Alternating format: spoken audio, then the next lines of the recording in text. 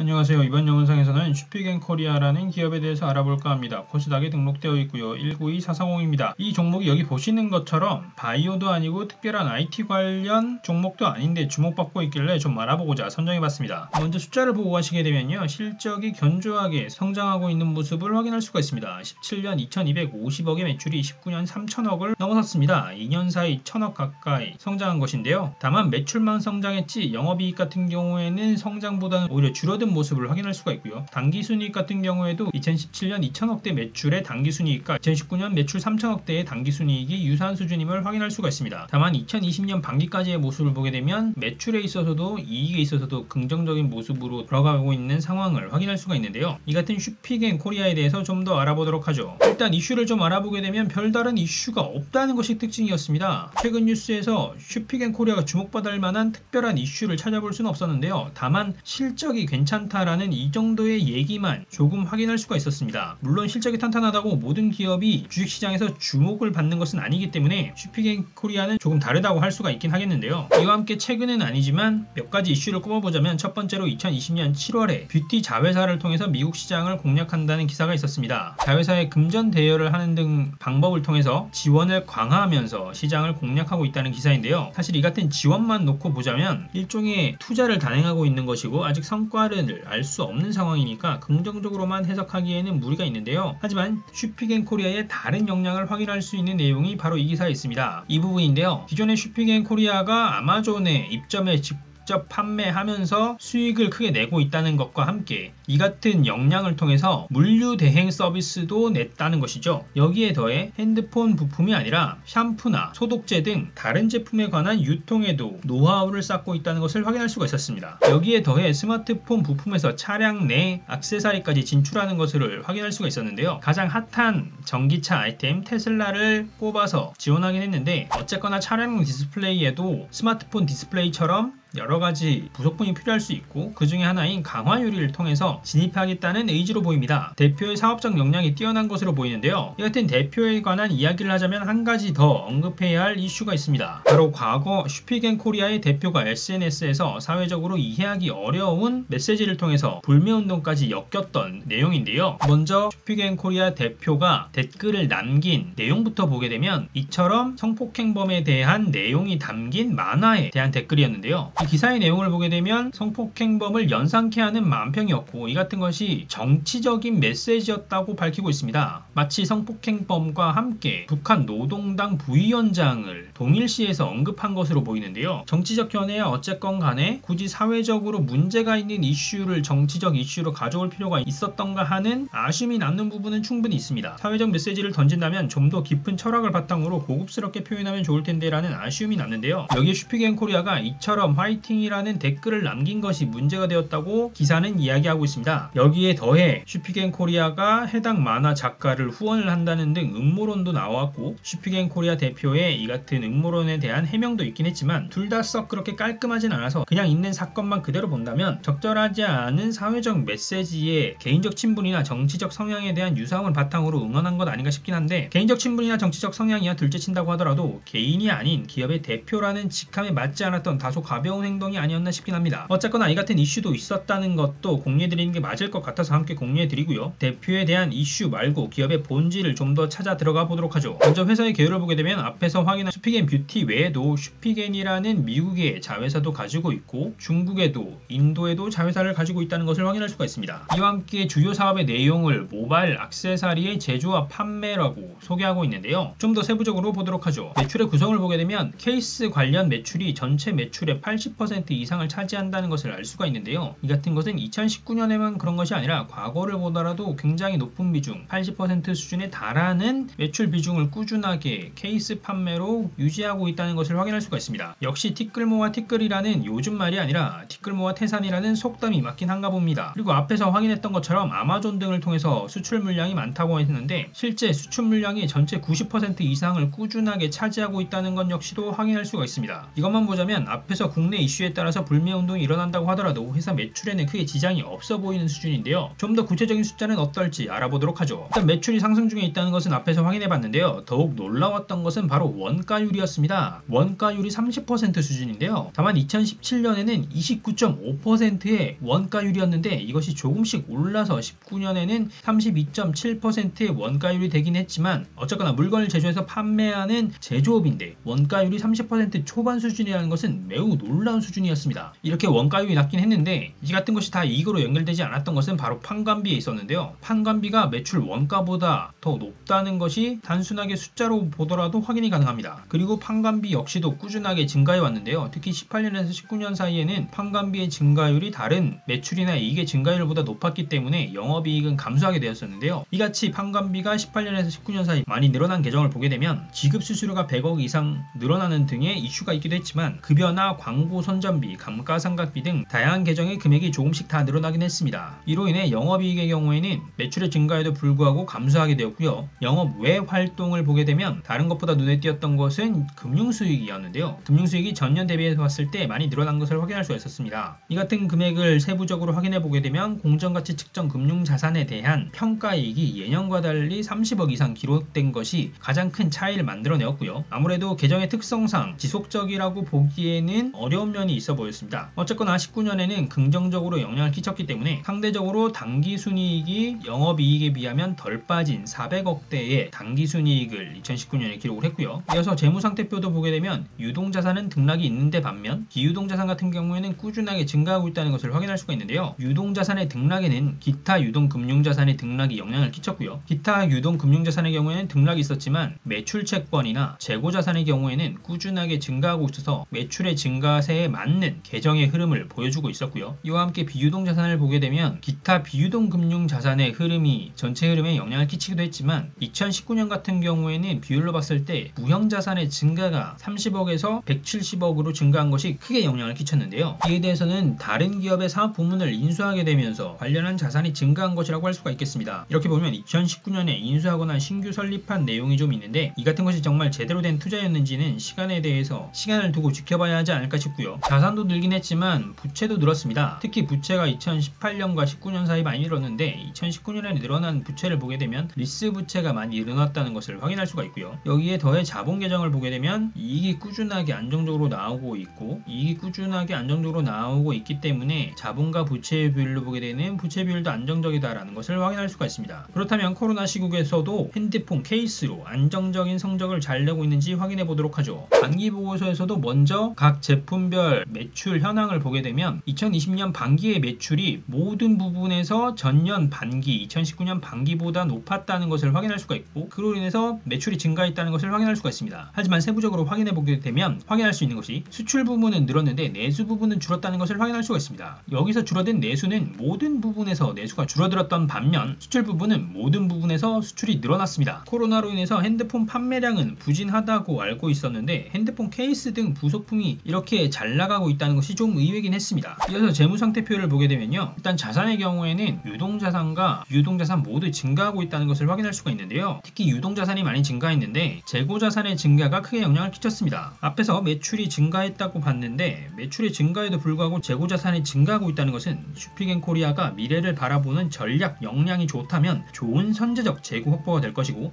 그렇지 않다면 다음 분기에는 비용으로 바뀌지 않을까 싶기도 한데요. 어쨌거나 재고자산에 대해서 선제적으로 반영을 많이 하고 있는 것으로 보이고요. 이어서 부채도 증가세인데 주요 증가 계정으로는 역시 매입 채무가 증가한 것을 확인할 수가 있습니다. 매입 채무가 68억에서 288억으로 증가했는데요. 재고자산과 마찬가지의 관점에서 재고에 대한 공격적인 운영 전략이 매입 채무에서도 반영되고 있는 것으로 보이고요. 다만 아직까지 다행인 부분은 어쨌거나 이렇게 공격적으로 운영을 하더라도 부채 비율 등에서는 안정적인 부분이 있어서 크게 우려스러운 부분은 아니긴 합니다. 이어서 손익도 보게 되면 매출이 확연히 늘어난 것을 확인할 수가 있는데 특히 2분기의 매출이 100억 이상 늘어난 것이 전체 매출 증가에 크게 기여했다는 것을 확인할 수 있습니다. 그렇다 보니까 매출 총이익 같은 경우에도 자연스럽게 증가했고요. 매출 총이익까지는 증가세가 자연스러운데 매출 총이익이 이만큼 증가하긴 했지만 판관비 역시도 꽤나 증가했습니다. 하지만 전체 매출이 증가하다 보니까 영업이익의 증가에는 크게 영향을 주지 못했고요. 그래서 2020년 반기 영업이익 234억을 기록할 수 있었습니다. 여기에 영업 외 활동을 보게 되면 이번에도 역시 금융수익이 높았다는 것을 확인할 수가 있는데요. 다만 사업보고서 때와는 다르게 이번에는 외화 환산이익이 30억 이상 기록되면서 전체 이익 상승에 기여를 했고요. 이 같은 영업 외 활동의 이익 덕분에 단기 당기순이익 같은 경우에는 영업이익에서 크게 훼손되지 않은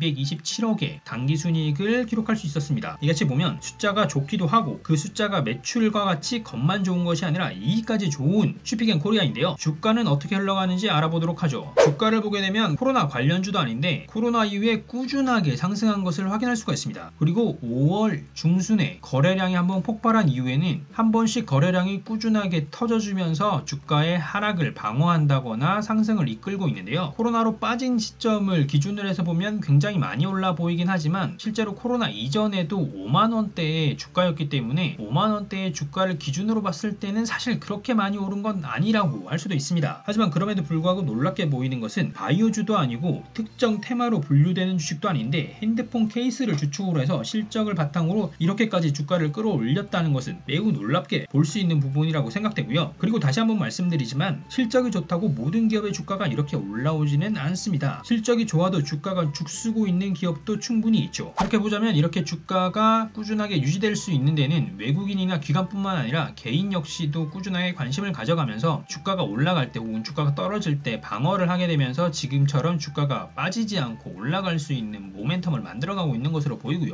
여기에 더해 사실 최근 주가를 보게 되자면 이미 7만원대로 진입한 것은 5월부터 7만원대로 진입을 하긴 했었습니다. 그 이후에 빠졌다가 다시 7만원대로 올랐다가 하는 과정을 반복하면서 최근에서야 7만원 중반을 돌파하는 모습을 그렸는데요. 그래서 이 같은 방향성이라면 반기 실적 향상을 봤을 때 주가 상승이 좀 더 있을 수 있지 않을까 싶긴 합니다. 하지만 연속적인 상승이 있었던 만큼 시초가를 잘 고려해서 진입하시길 권고드리고요. 실적과 함께 주가의 흐름을 살펴보면서 진입을 하신다면 수익을 낼 수 있는 주식이 아닐까 생각됩니다. 자, 이번 영상에서는 핸드폰 부속품으로 엄청난 매출을 올리고 있는 기업 슈픽앤코리아에 대해 알아봤습니다. 오늘의 영상이 이 영상을 시청하시는 모든 시청자분들의 투자에 도움이 되었으면 하고요. 저는 그럼 다음에 또 새로운 정보와 주식으로 찾아뵙도록 하겠습니다. 감사합니다.